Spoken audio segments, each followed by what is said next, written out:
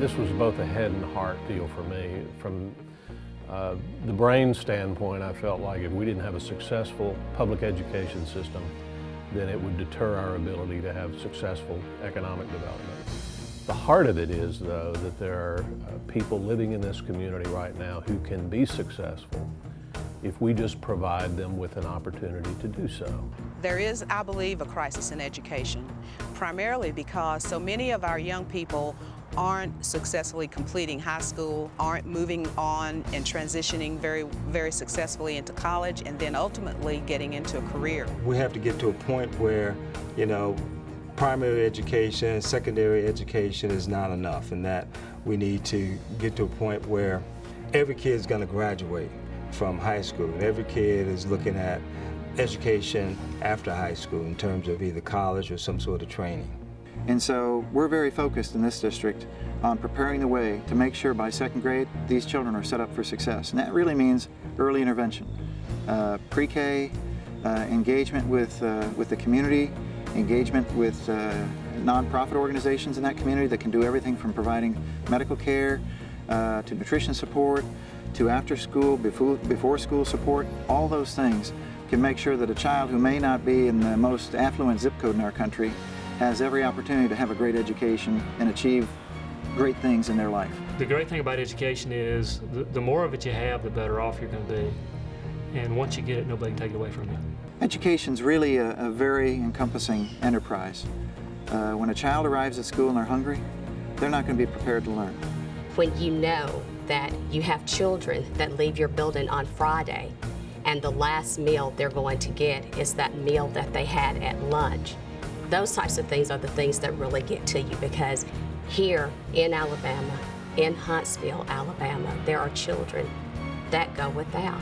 Short-term relief is not a long-term solution. If we just give things away to our under-resourced neighbors, whether that's food or clothes, and we do that with the right heart, ultimately they walk away still poor.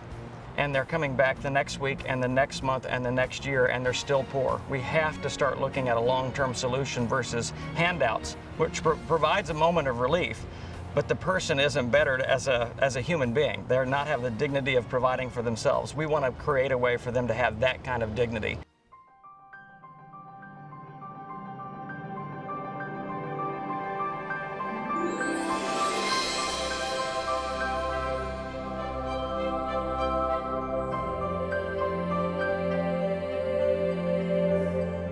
Our vision in the Village of Promise is that every child who gets into our pipeline of services will graduate from college. And we believe that that is the way that we can help children and young adults break the cycle of generational poverty.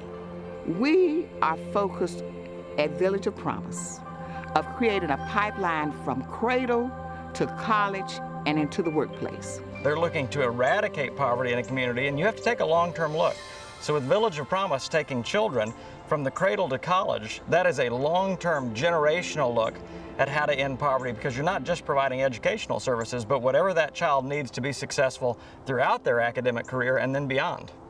The Village of Promise will be looking at a holistic approach of services. And so educational services, nutritional services, housing services, working with major partners. I'm looking forward to being a partner as a Huntsville Housing Authority to help break the cycle of poverty, break the cycle of generational public housing. We're going to have volunteers, we're going to have resources, financial resources, but we believe from the work we've already done that we can get people involved. People actually want to help. They're looking for a vehicle. They're looking for a way to help. Decide where you can help, because there's a lot of different ways people can get involved, and there's a lot of different needs. And it's going to be different from you than it may be for me, and it may be for somebody else. So the more you can learn about it, then the better you can determine how you can help us.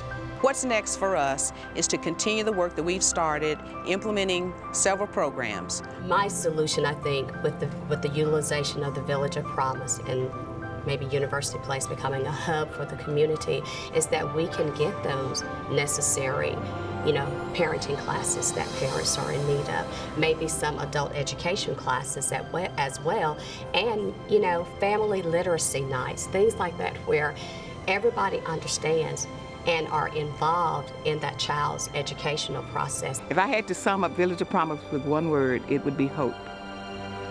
Hope in the next generation.